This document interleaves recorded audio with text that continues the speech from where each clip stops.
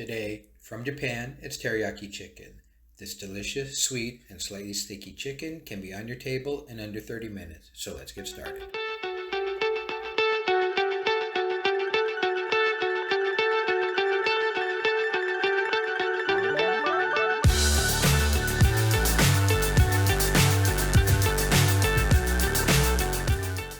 So for this teriyaki chicken, you could use store-bought teriyaki sauce, but what's the fun in that? To get started, let's make our chicken. We'll be making the teriyaki sauce while the chicken is cooking. We'll get to that in a little bit.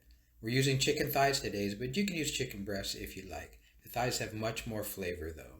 Even out the thighs a bit using a sharp knife, or you could pound one end out thinner. This is just to help the chicken cook more evenly. It's not quite so important when you're using chicken thighs, but it's almost a must if you're using chicken breasts because you risk one end being overcooked while the other end is not completely cooked.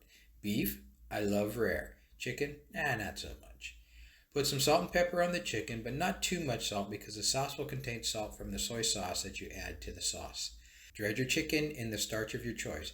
You can use all-purpose flour, cake flour, potato starch. We use cornstarch here because that's what we had on hand. Season and dredge both sides of the chicken. Once that's done, add the chicken to a pan with hot oil. I usually start with presentation side down, but this will be basted and turned often, so it's not that important here. You do want to encourage a little browning on the chicken and cook it through. The amount of browning is not quite as important as it may be in other dishes because you're basting the chicken in the teriyaki sauce and forming a bit of a glaze on the chicken as you go. Now that we have the chicken cooking, let's make the teriyaki sauce. Like so many sauces, teriyaki sauce sounds daunting and difficult, but that couldn't be further from the truth. First, let's chop up some aromatics. These are just used to add restaurant quality to your teriyaki sauce, but it can be omitted if you choose to. Cut up some ginger slices quite thick.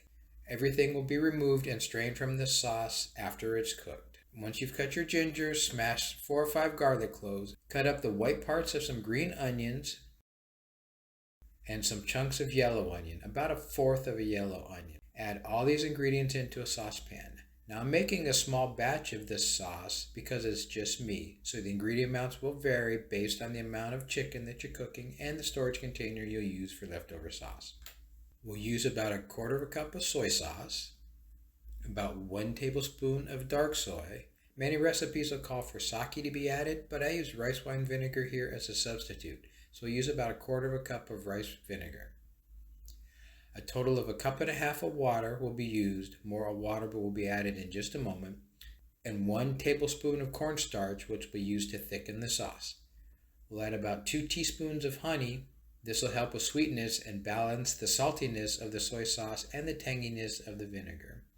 We're also going to use 1/2 cup of brown sugar. The brown sugar will do the same as the honey, but the molasses will help add a deeper flavor to the sauce. Whisk all these ingredients together and bring the sauce to a boil on the stove. Cook it for about 5 minutes, and then once it's cooled slightly, strain it into a container, and it'll keep in your refrigerator for a couple of weeks. Now that your sauce is complete, we can get back to the chicken. You can see here that the chicken is browned a bit, but it is cooked all the way through. You can now take your sauce and start basting your chicken.